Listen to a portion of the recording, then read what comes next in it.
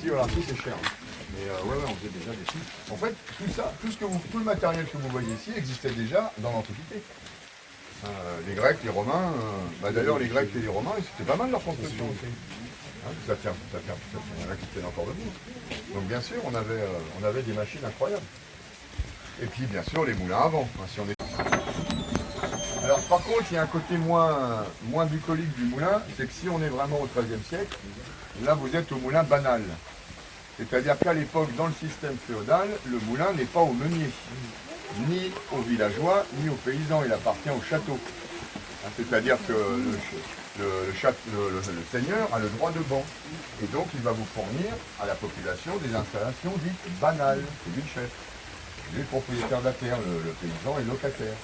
Donc vous allez aller au village, il y aura le moulin banal, puis le pressoir banal. Et là, le moulin banal, il sert aussi aux propriétaires, au seigneur, ou à l'abbaye, ou à l'évêque. Une fois par an ou deux, quand le paysan vient faire sa farine, il dit, les gars, vous devez me donner un sac sur 10.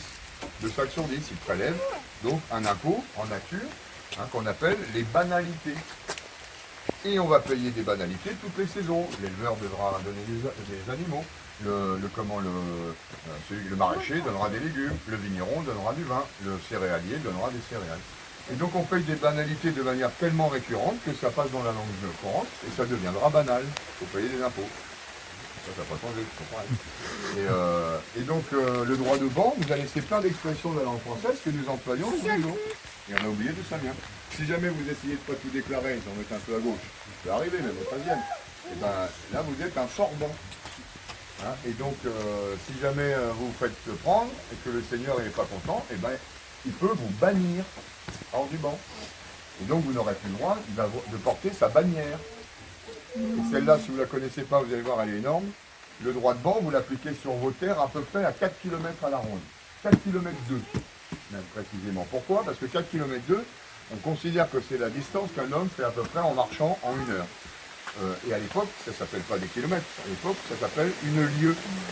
Et bien, vous venez d'inventer ce qu'on a appelé la banlieue. Le ban a une lieue, la périphérie de votre ville. Ça vient de là, la banlieue. Je vous promets que c'est vérifiable, c'est marqué dans les livres d'histoire, ils m'ont pas mis là parce que je suis dingue. Le ban a une lieue. Voilà. Donc ça c'est très important dans l'économie féodale. Alors imaginez si vous êtes l'abbaye de Cluny, si vous êtes un évêque, vous êtes un grand seigneur et que vous avez des centaines d'hectares à vous, donc des centaines de paysans, donc des centaines de moulins. Alors vous mettrez ça sur votre blason, une croix comme ça, l'ANI, le X, ça c'est symbole de la machine hydraulique. Symbole de puissance, ça veut dire nous avons beaucoup de moulins, nous sommes riches, nous sommes puissants. Et donc vous pourrez payer les travaux de votre château, ça vous aidera à payer les travaux de votre château, de votre abbaye, et fortifier votre ville. Plus vous avez de moulins, plus vous gagnez du coup. Ce que vous voulez.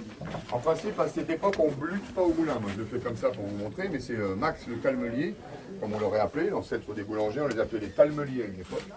Il va bluter la mouture avec son blutoir. Alors évidemment, il a même une machine plus efficace. Vous faites une cage et vous mettez un rouleau de tissu autour. Vous mettez une manivelle. Vous mettez vous versez toute votre mouture dedans. Vous tournez et hop, vous récupérez le son que vous pouvez donner aux animaux. Vous pouvez faire ce que vous voulez avec. Et vous récupérez votre farine, plus ou moins fine, selon ce que vous voulez cuisiner, évidemment. Si vous faites du pain complet, vous laissez de la fibre. Si ce soir vous voulez faire des crêpes, de la pâtisserie, au Moyen-Âge on cuisine déjà, vous allez pouvoir, il vous fera de la farine plus fine.